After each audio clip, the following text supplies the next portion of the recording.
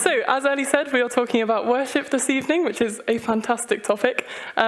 Worship comes in all sorts of different forms, as we're going to look at, but I think one of my early experiences of seeing people worshipping was often sung worship at festivals like New Wine, which some of you might be familiar with. It's a big Christian festival, huge gathering, loads of people, adults, kids, and there's lots of teaching and there's lots of worship. And I remember being there as a kid, and I was very fortunate. I grew up about half an hour down the road from it, which meant that we could pop home and have showers every now and again, because it is a camping experience. So I grew up just down the road, and I'd been going since I was a little toddler, and I would see these adults worshipping. And the other thing that is probably good to know about me is that I'm an engineer, so I have an engineer's brain, and I like to take things apart, look at all of the components, put it back together again, and pray that it still works. And that is essentially what I did when I saw people worshipping God, is that I wanted to take it all apart and work out what was going on, what was all the components that made it up. And so 7-year-old me, there, give or take, probably worked out a number of what I thought were the rules of how people should behave in sung worship. Now I can see a few smiles because I know that you guys know there are no rules for how you're supposed to be responding to God in worship, but 7-year-old me didn't know that, so I was watching and trying to work out the rules. So I'm going to share them with you. Please don't feel you have to obey these are not true, but this is what I thought. So I'd watch the adults and I'd say, okay, when the intro starts, you have your hands down by your side, or you might have your hands here, or if you're super holy, you might have your hands out like this. But you don't put any hands in the air until you get to the chorus. And then you only keep one hand in the air because you've got to save it until you get to the bridge. And then the most important thing is you've got to have your hands back down by your sides again by the end of the song. Otherwise, it's just embarrassing for everyone involved. Judging by your laughter, I would assume that it wasn't just me who noticed these things the first time I saw worship, whether that was when you were a kid, or maybe it's tonight, or whether the first time that you saw worship was recently. But I'm assuming that actually it wasn't just me who thought that those were the rules. But obviously that's not what worship is all about. It's not about how you look when you worship. The Bible talks about how man looks at the outward appearance, but God looks at the heart. And when we're standing in a room, we might have someone next to us who's got their eyes closed and they're looking super holy. And on the other side, we might have someone who's, twiddling their thumbs. They don't even look like they're engaged. But actually, we can't see what's going on in their hearts. Only God can. And heart is where the worship actually happens. So it doesn't actually tell us anything to look around a room and say, oh, it looks like people are really worshipping, or it looks like people are really disengaged. It doesn't actually mean anything because it's all happening in the heart. So, what actually is worship? Well, Vicky a few weeks ago was talking to us about Romans 12, verse 1, and I think we'll get it up on the screen. And it says, "Therefore, I urge you, brothers and sisters, in view of God's mercy, to offer your bodies as a living sacrifice, holy and pleasing to God. This is your true and proper worship." That is your true and proper worship. As Vicky said, your logical worship. Your logical response to who God is to worship him. And it means we're wholeheartedly laying down everything that we are and everything that we have before him. So it's not just about singing. Worship can be studying the Bible. It might be memorizing verses from it. It might be prayers and thanksgiving. It might be sharing testimonies, which is just a fancy way of saying stories of God's goodness. It might be serving other people. Worship might even be responding to things in the way that God is asking us to respond, rather than in the way that we would like to respond in our human nature. But in all of its forms, worship is elevating God above ourselves. The first passage I want us to look at today, and I'm going to physically flick there, feel free to flick with me, it's Matthew 4. It will probably be up on a screen as well. Oh, look at that. Isn't that good? So we're looking at Matthew 4, and this is where it's talking about the temptation of Jesus. And Jesus is led into the wilderness, and he's tempted by the devil 3 times. And we're going to pick it up on the 3rd time. And it says, "Again the devil took him to a very high mountain, and showed him all the kingdoms of the world and their glory. And he said to him, 'All these I will give you if you will fall down and worship me.' Then Jesus said to him, 'Begone, Satan, for it is written, you shall worship the Lord your God, and him only shall you serve.'" The devil wanted Jesus to worship him. And I think that is because when we worship, we're making a declaration that the thing that we're worshipping is greater than we are, and that we are submitting to it. So when we worship God, we declare to everything around us, which is both in the heavenly realms and on earth, that God is great, and that we submit to him, and that we belong to him, and we dwell in his kingdom. Worship is a very, very powerful weapon. I've had a bit of a difficult time at work recently. I've just started a new placement and was feeling somewhat out of my depth, as I'm sure we can all relate to in new jobs. I think by Monday lunchtime this week, I just wanted to find a blanket and curl up under my desk and pretend that none of the issues were there.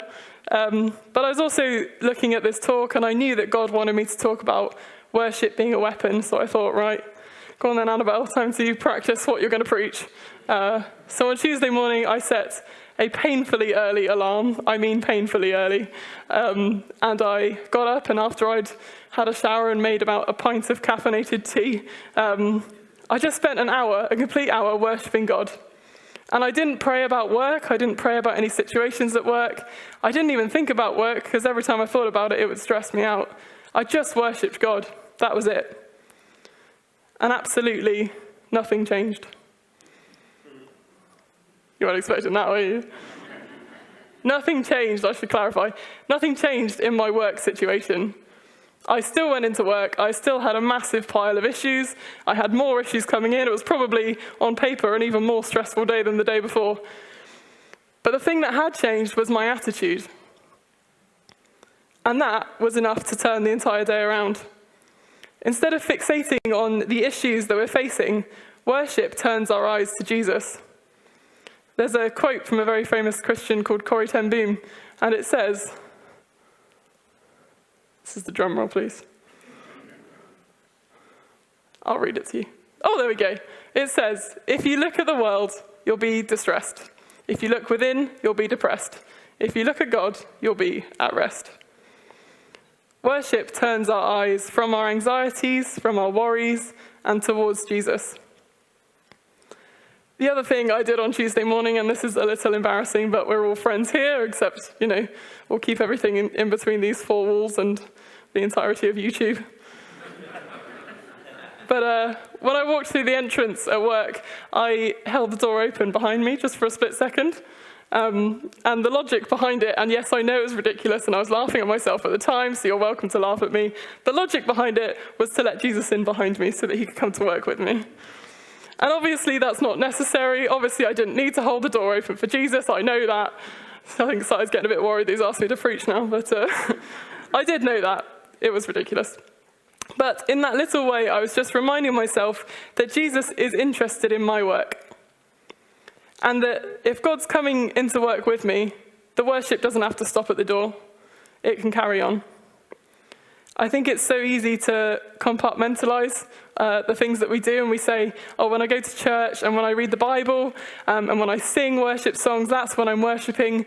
But when I go to the shops or when I'm vacuuming around the house or when I go to work, that's secular. That's separate. God's not really interested in that. That's not really worship. But all of those things can be worship if our attitude towards it is that we're inviting Jesus in and that we're doing it for God's glory. There are so many different ways that we can worship. Unfortunately, there's a lot of things that can also distract us from worship that can get in the way. And there's too many of them to go on, and all of us will have our own individual ones. But we're going to quickly look at a couple of them. So the first one I thought of is busyness. This is a big one. We live in such a fast-paced life all of the time. We're go, go, go. If we're not already doing 3 things, and there's a list of 5 things that we're supposed to be doing in a minute. And busyness can really be a thief of worship, because we can get so caught up in things that we don't bring God into them. And that leads me on to my second one as well, which is memory. Now, I have a notoriously terrible memory. So if something's out of the routine, there's a good chance I'll just forget to do it. I was feeding Rachel's guinea pigs this week, and you won't believe the number of alarms I set for myself, because I was thinking I cannot forget these guinea pigs, but it was out of my routine. I didn't forget them. They're still alive, and they've been well fed, don't worry. But if it's out of our routine, if we haven't remembered to bring God into everything, then we don't automatically necessarily worship him through it. The next one is a bit of a difficult one. It's bitterness. And I'll explain it. God has a very big picture view of everything in our lives. And sometimes we can ask God for something, or we can be talking to him about something, and we can feel like we haven't got the response that we wanted to have. And I think that can be really hard to understand sometimes. I think it can be really hard to deal with. And if we're not careful, I think it can lead to a little bit of bitterness in us towards God, and it can just build up a little wall between us and him. And any wall that we build up between us and God gets in the way of our worship. In a similar way, shame. Sometimes we're so aware of our failings, so aware of the things that we're doing wrong, that we can get stuck in shame, and we don't even want to show our faces to God. Think of Adam and Eve in the Garden of Eden. Do we ever try and hide away from God like that? We can think that we're not worthy to worship him, that he wouldn't want us to worship him because we've messed up so much or so often. But that's not true. The last one we're going to talk about is environment. I think when we talk about sung worship particularly, we can get caught up in the environment of worship, and we can get distracted if we don't feel like it's perfect. So for some of us, when we come to church, we'll think, oh, the lighting's just right, and the music's a really good volume, and Rachel's got a fantastic voice, and we can all join in and sing, and it's just, straight in and worshipping, and it's great. But when we're at home, maybe the oven timer's beeping, maybe if you've got kids, they're knocking on the door or trying to call you. You don't want to sing too loudly because your neighbours or your housemates might overhear you and wonder what's going on. But for others of us, when we'll be the opposite way around. So we might struggle to deeply worship when we're in a group setting, but when we're at home, we can feel completely free, and we can just respond to God naturally how we would want to. We don't have to obey the rules that 7-year-old me thought were a thing. Nobody has to obey those rules, thank you. But that's partly why it's so important not just to worship as part of a community in a setting like church or in life groups, but also to worship as an individual, just you and God. Each of us will have a slightly different way of worshipping because it's part of a unique relationship that God has with each one of his children. So for me, when I'm in a group setting, I find I can get so caught up in my own thoughts. I get so consumed with thinking, oh, if I put up my hand now, I'm quite a tall person, as you might be able to see. If I put up my hand now, I'm going to block someone's view behind me. Or if I've got someone standing next to me, or they're going to feel like I'm, looming over them, or, all these sorts of things. And I can let my thoughts get in the way of worshipping as Jesus instructs us in truth, in spirit and in truth. So next Bible verse we're going to look at quickly is John 4:23-24. And it says, "But the hour is coming and is now here, when the true worshippers will worship the Father in spirit and truth. For the Father is seeking such people to worship him. God is spirit, and those who worship him must worship in spirit and truth." So, when we worship in spirit, we worship with a passion for God and a longing to be in his presence. It's with our whole heart.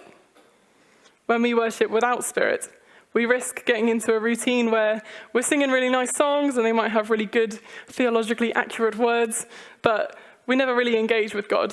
It's a very formal interaction. Ellie made me laugh at the start because she's actually used the same analogy as I was going to use in my talk with gift cards, but we're going to power on anyway. It just means God really wants to talk about gift cards, I think. A lot of my friends from university got married this summer, so we've been travelling the length and the breadth of the country and getting them gifts and getting them cards and things like that. And, a lot of the cards would have had a nice heartfelt message printed inside it, written by somebody very smart in an office somewhere. And it's worded beautifully, far better than anything that I could come up with. But it's nice, but it's a bit generic, isn't it? If I just buy that card and I give it to them, it could be for anyone, it could be from anyone. It does nothing to show the relationship between us or my heart for their future. It's just a nice card, really, isn't it? But if I add my own message into the card, however messy or however many scribbles or crossings out there are, however many spelling mistakes, it instantly becomes more valuable to the receiver because it's personal, it's between us. And in the same way, when we sing worship songs, we know them and we love them, and it's really good to do that together. But if we're not making the worship our own, if we're not letting it overflow out of our own heart, then we're missing a key component. We're missing the Spirit. On the other side, when we worship in truth, we worship with an understanding of who God is, and our worship is an instinctive response to seeing his majesty and his glory. Without truth, we might really enjoy the buzz in the room, we might have an emotional experience, but when the excitement dies down, or when life gets a little bit harder, the worship tends to stop as well. Sometimes we worship because we're feeling really good. We've had a really great day, so we decide to worship God. But worship in truth isn't about worshiping because we feel good. It's about worshiping because we know that God is good regardless of how we feel. Jesus says to worship him in spirit and in truth. Let's get on to our actual reading. It's in Psalm 95. We're looking at verses 1 to 7. Ellie gave us a little snippet earlier. It says, "Oh, come, let us sing to the Lord. Let us make a joyful noise to the rock of our salvation. Let us come into his presence with thanksgiving. Let us make a joyful noise to him with songs of praise. For the Lord is a great God and a great King above all gods. In his hand are the depths of the earth. The heights of the mountains are his also. The sea is his, for he made it, and his hands formed the dry land. Oh, come, let us worship and bow down. Let us kneel before the Lord, our Maker, for he is our God, and we are the people of his pasture and the sheep of his hand." There was one phrase in that came up several times. I don't know if anyone spotted it, but it was, "Oh, come, let us." It is important to worship God as an individual, but it's also really important to worship him as part of a community. We're talking a lot about life groups at the moment, and not only is worship an integral part of a life group, but I really believe that life groups can help us to grow in our worship as well. We learn more about God, and we learn more about his word, and we're hearing more about that next week. And we learn more about what God's doing in other people's lives, and we talk about what he's doing in our own lives, which just gives us more and more reasons to worship him. Now, we're not short of reasons to worship God. There must be an infinite number. Whether it is the fact that he sent his son Jesus to take the weight of all of the stuff that we've done, all of the stuff that leaves us in this imperfect state, separated from a perfect God. He sent his son Jesus to stand in that gap between the two, to take the punishment that justice dictates that somebody's got to take. That he took that punishment, which meant that imperfect us had a connection with the perfect God, not just now, but for the rest of eternity. And if that isn't a reason to worship God, then I don't know what would be. It might be that. It might be that you've made it here tonight, whether that's online or whether that's in person, that you've made it here safely tonight. It might be that the trees are soon going to be changing colour, and maybe that gives you a little bit of excitement. I know it does for me. Maybe you're worshipping God because my talk's nearly over, which it is, I promise. But whatever our reasons for worshipping, as we learn more about God through his word, through hearing stories or testimonies from each other, we find that we have more and more reasons to worship him, and we can encourage each other to grow in our worship and our desire to worship God. Let's pray that we would grow in our desire to worship God. There's a song called Song of Ascent. It's got some really interesting lyrics. I would encourage you to give it a listen if you don't know it. It's by Hillsong. But it's talking about how far would I go to be in the presence of God. Reading lyrics is always awkward, but I'm definitely not going to sing it, so you're going to hear me read it. It says, "Oh, how high would I climb mountains if the mountains were where you hide? How far I'd scale the valleys if you graced the other side. I would search and stop at nothing. You're just not that hard to find." The thing is, we don't have to search high or low. We don't have to create the optimal environment. We don't have to have all of our problems sorted out to enter the presence of God. Psalm 22 says that God inhabits the praises of his people. So to get into his presence, all we have to do is worship him. He's there when we worship, either as individuals or as a community. So I'm going to ask the band to come back up, and we'll put it to the test. As they start to play, I want to encourage you to think, why are you worshipping God tonight? What are you worshipping him for? I'm not asking you to tell anybody next to you unless you want to, but tell God right now. You might say, Lord, I'm worshipping you because you've seen me through some really hard times. Or Lord, I'm worshipping you because you've given me life in all of its fullness. Or Lord, I'm worshipping you because I love you and I want to know you more. Whatever it is, tell God what's on your heart. Worship isn't complicated. You don't have to use fancy words. It's just about sharing what's on your heart with your Father, who wants to hear it.